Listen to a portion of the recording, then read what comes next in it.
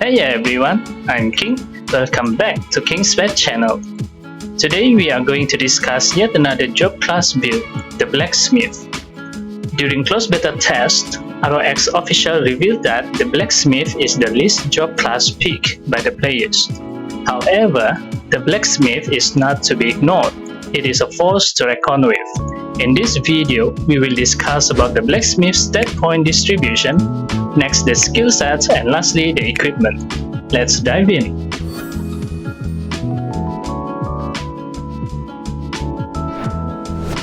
First, we will talk about the stat point distribution. Similar to the other melee physical attack job class, we will put all stat points to strength. Strength is our main source for physical attack.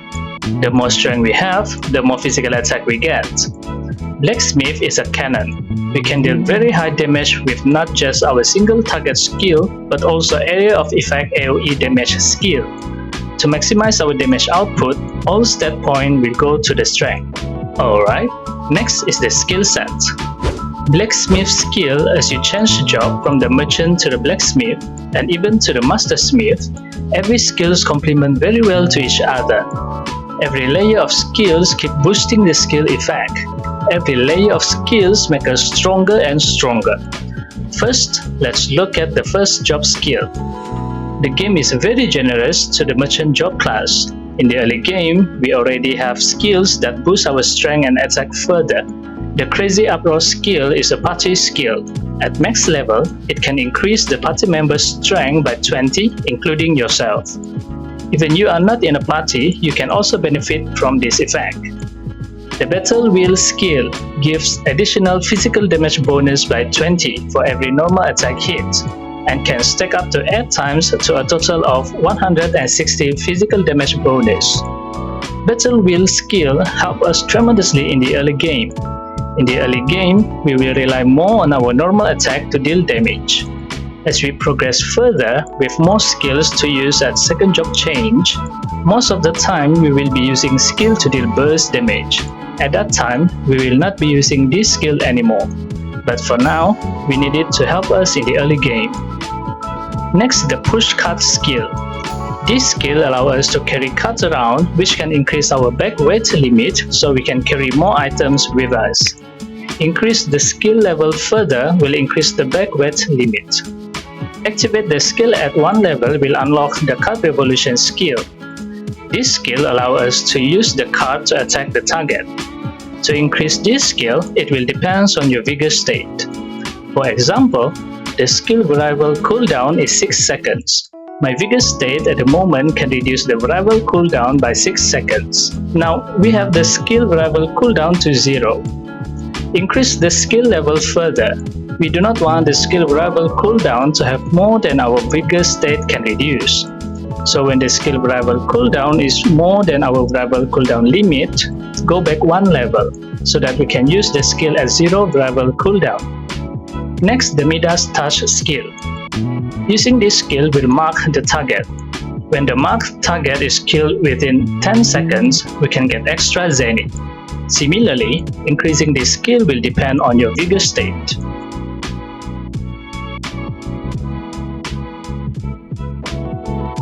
The Midas Touch skill at level 5 will unlock the Memmonite skill. This skill, on the other hand, uses Zenith to attack.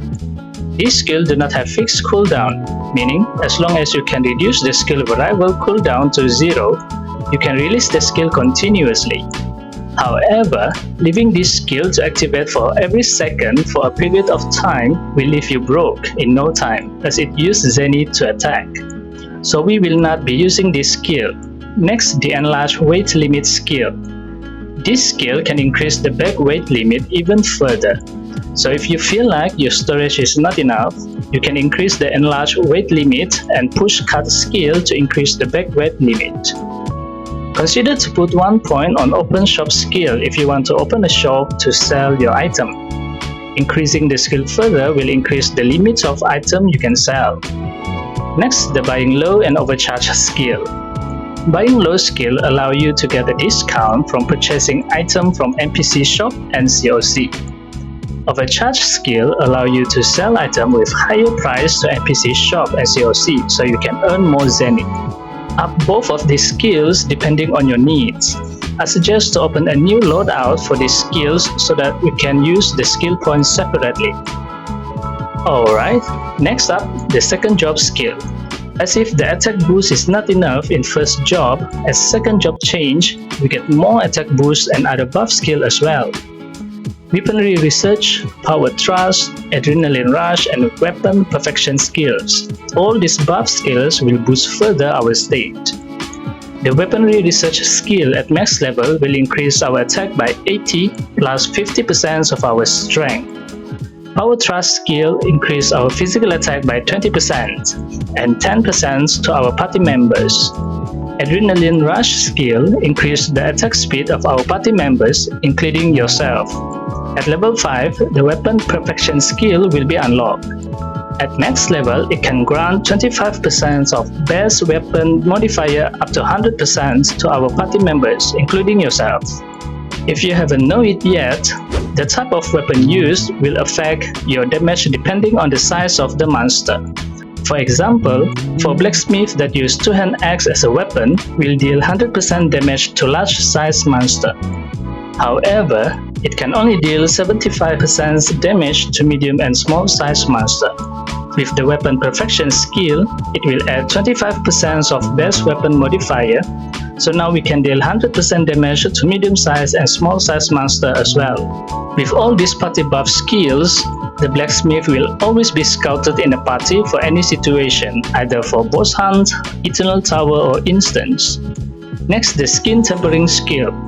At max level, this skill can reduce damage received from fire damage by 20% and neutral damage by 5%. At the same time, deal 20% more fire damage.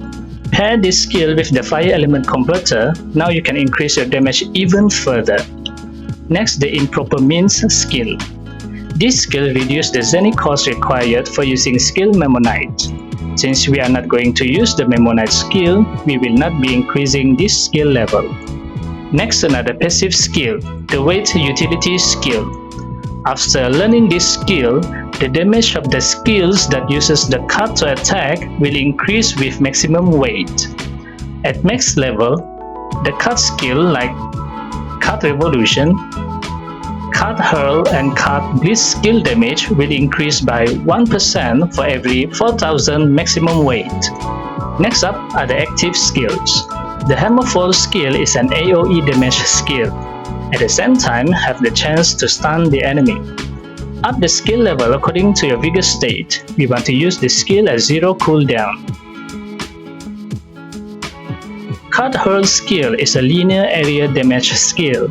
I call it a twin impact skill. When using this skill, first the card is pushed away to deal damage to the target along the card pathway. In 5 seconds time, we can dash toward the card and deal an impact area damage around the card. Some may not like this skill as it will push away the card to other direction and make us dash away from our farming spot, slowing down our kill. Similarly, upgrade this skill according to your vigor state. Next, Card Blitz skill. This is one of our powerful skill for farming. However, it comes with a very long 40 seconds variable cooldown. If you can make this skill to 0 variable cooldown, you'll be sweeping the monsters on the map continuously with ease. Lastly, the Savage Slash skill. This is also a powerful single target skill. This skill slashes the target 5 times with high damage. Similarly, upgrade this skill according to your vigor state. Every skill for the blacksmith just scream power, which grant them the name Glass Cannon, a job class that have very high damage output but break easily. However, with the right equipment, the blacksmith is a formidable opponent. This comes to our next topic, the equipment. Let's talk about the weapon first. Now, blacksmith or the merchant job class can wield 3 types of weapons. All 3 weapons will have different states. The blacksmith can wield one-hand mace, one-hand axe, and two-hand axe. The one-hand mace have best state attack and attack speed. Now, attack speed most of the time will be associated to basic attack crit type build. The blacksmith benefit more on using skill to deal burst damage. so the one-hand mace is not preferable to be used. This comes to the one-hand axe and two-hand axe. The one-hand axe is paired with the shield. There are two types of shield that can be used: the shield with physical damage bonus and magic attack bonus. Now at high level equipment, the shield will have different types of state. At level 60 shield, it has the state for physical defense penetration or magical defense penetration. At level 80 shield, it has attack speed state or the vigor state.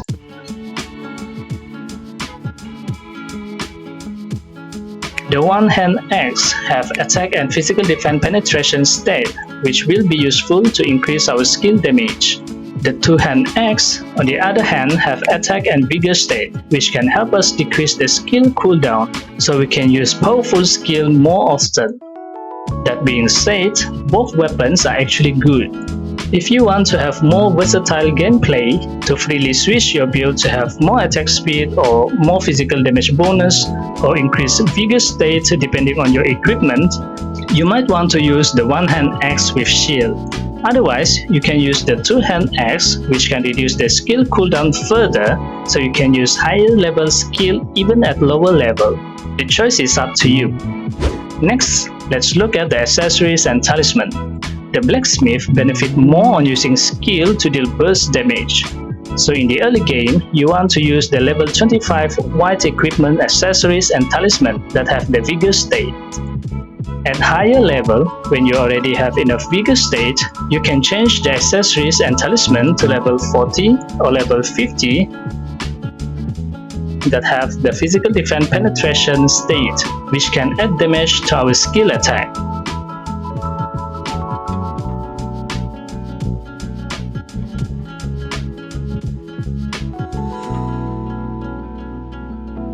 As for the other equipment, just use whatever good equipment that is available to you based on your level. The higher grade equipment you can get, of course, the better. Now for the enchantment, we will focus on having the strength. For the end game, focus on physical defense penetration or physical damage bonus increase. As for the card, depending on your equipment state, slot cards that have the vigor state of physical defense penetration or physical damage bonus increase. Alright, that's it for blacksmith build. I hope this video helps you on your blacksmith build. If you like this video, please give it a thumbs up, hit the subscribe button and turn on the bell notification. I'll see you in the next video. And as always, happy playing. Bye bye.